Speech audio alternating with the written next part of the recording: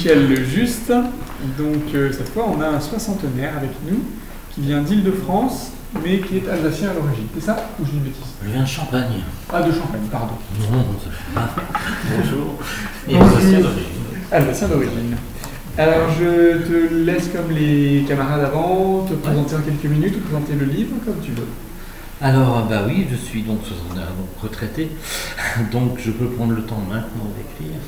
Ouais, bon, j'écrivais un petit peu, effectivement, mais, pour mon plaisir, et puis mon travail c'était autre chose. Donc j'écrivais pour mon plaisir, et puis là j'ai eu l'occasion, il y a quelques années, de faire des ateliers d'écriture. Donc de suivre pendant 2 ans des ateliers d'écriture. Ça m'a permis quand même d'avoir une technique, parce qu'il faut de la technique quand même, c'est vrai. Et après, je me suis lancé, donc il y a 5 ans, je me suis lancé. Donc maintenant j'ai 8 livres, donc, le dernier qui est sorti hier. C'est tout frais. Tout nouveau, tout frais. Okay. Bon, l'univers de mes livres, c'est surtout, vu ma formation, mon travail, autour de l'éthique. Bon, j'ai abordé un petit peu tous les genres, hein, parce que j'ai un policier, j'ai un roman historique, j'ai un conte philosophique, j'ai aussi une série sur les contrefaçons médicamenteuses, donc avec des aventures, hein, des thrillers, donc une série où il y a déjà 3 tomes, hein. Mais tout tourne autour de l'éthique, donc des dilemmes éthiques, des démarches éthiques que se posent les héroïnes, hein, parce que ce sont très souvent les héroïnes à 90%. Donc j'essaie d'apporter des idées philosophiques à toutes ces aventures et tous ces dilemmes. Des messages qu'il faut faire passer, mais que j'essaie de faire passer le plus simplement possible, sans compliquer les choses, hein, surtout pas. Alors, donc il y a beaucoup d'aventures quand même, de discussions. J'ai quelques questions du coup. Alors,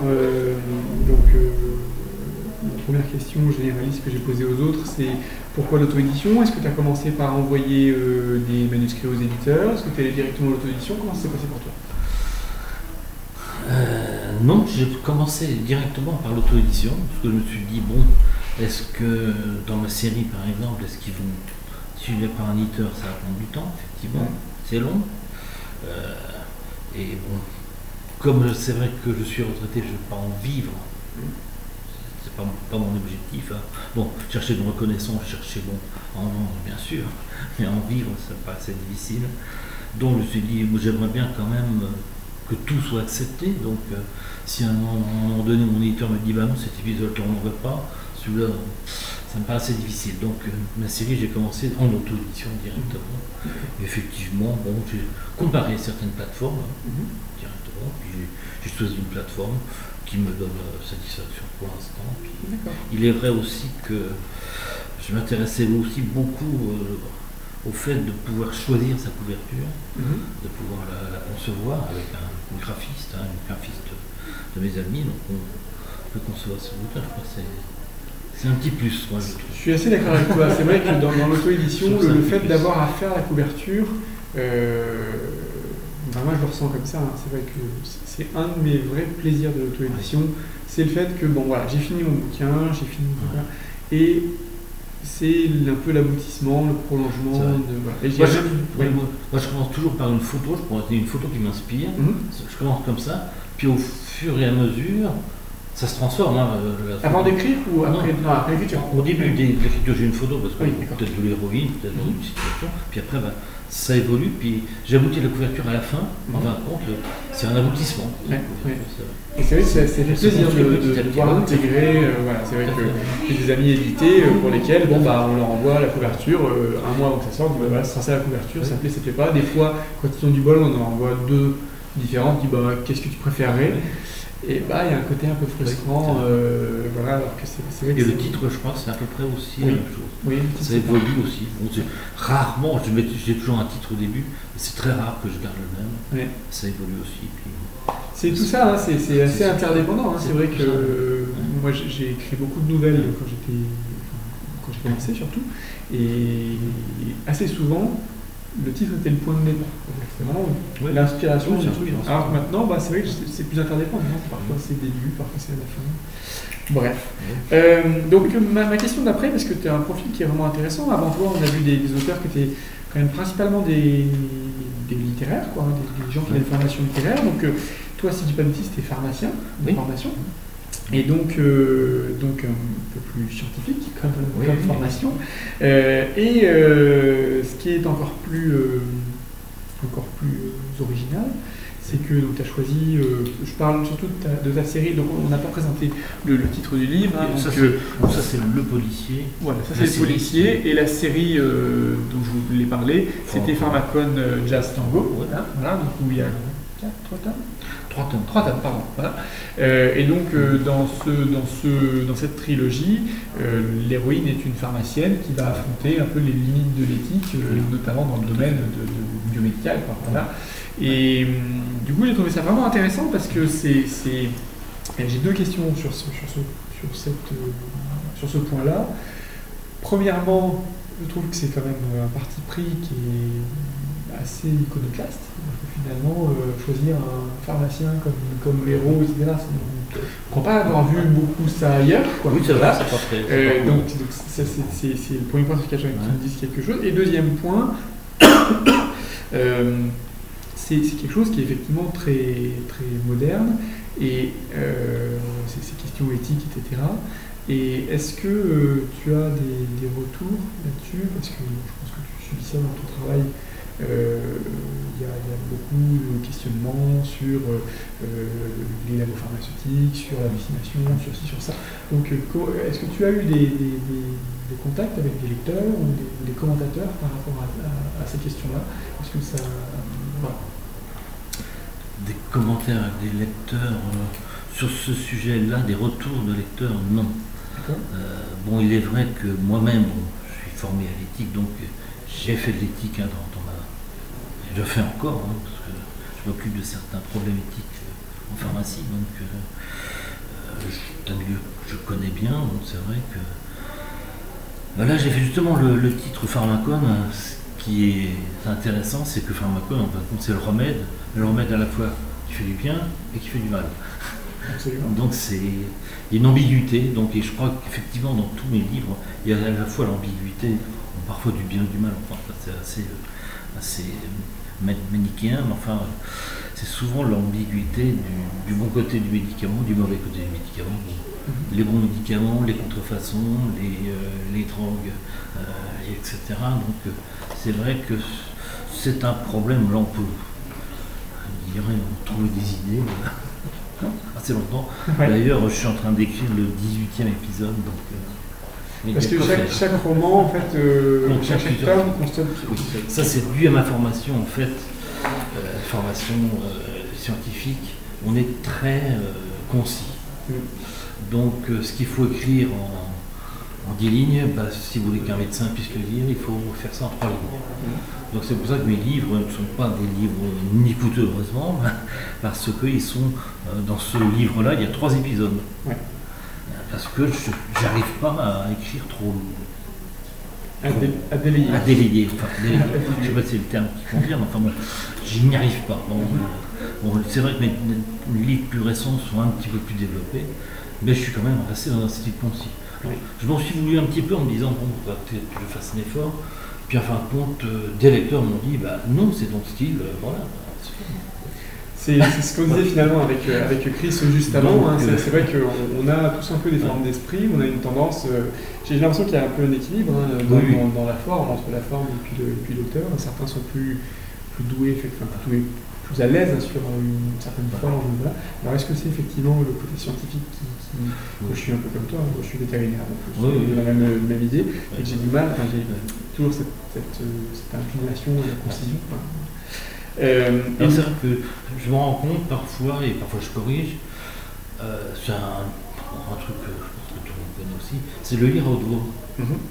Parfois il manque des trucs.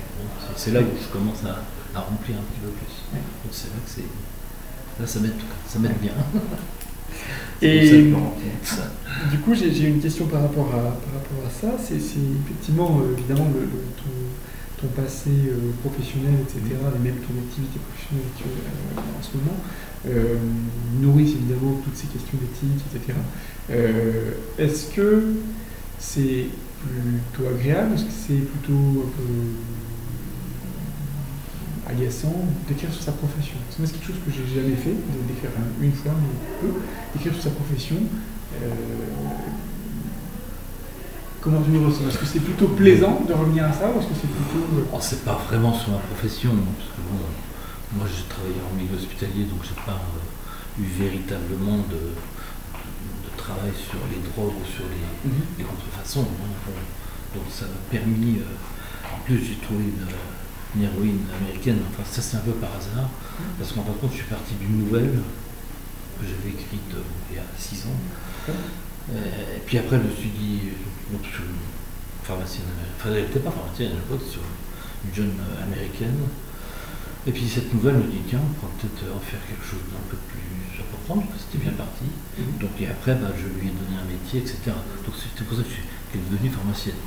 Sinon j'aurais pu prendre une pharmacienne française, ça aurait peut-être été plus logique. Donc là c'est une pharmacienne américaine. Mais c'est un peu en dehors quand même de ma véritable profession, donc ça ne me gêne pas. Oui, ça te divertit quand même. Ça reste très médical aussi, enfin ça ne me gêne pas. Ok, d'accord. Toc. Donc ça, c'est bon, c'est vu. Et dernier point, donc est-ce que tu peux nous dire un petit mot du dernier livre plus précisément? Oui. Donc c'est un policier. C'est un policier, oui, c'est un petit policier. En fait, c'est une intrigue simple. C'est pas une intrigue très compliquée, donc à la limite le lecteur va peut-être trouver assez rapidement l'assassin puis la problématique. Enfin, le fond du livre, en fait, c'est aussi une question plutôt un peu plus complexe sur la vision du monde. Alors là, même pas l'assassin, en fin de compte, c'est le délinquant entre guillemets et et l'inspectrice. L'inspectrice se rend compte en fait que son délinquant qui sont en train d'interroger a une autre vision du monde que nous. Donc là je me suis basé sur les travaux de Philippe Descola, je ne sais pas si ceux qui connaissent, qui est un anthropologue au Collège de France, donc c'est le successeur de Lévi-Strauss, donc qui a essayé de modéliser un petit peu notre vision du monde. Ici en Occident, on a une vision du monde très rationnelle. C'est ce qu'on appelle le mode naturaliste, où on dit que entre nous, les animaux, les plantes, du point de vue physique, il y a des liens, effectivement, de physicalité un peu identique, mais spiritualité totalement différente. Mais il y a d'autres gens qui ont des visions du monde tout à fait différentes, les animistes, les totémistes, les analogistes.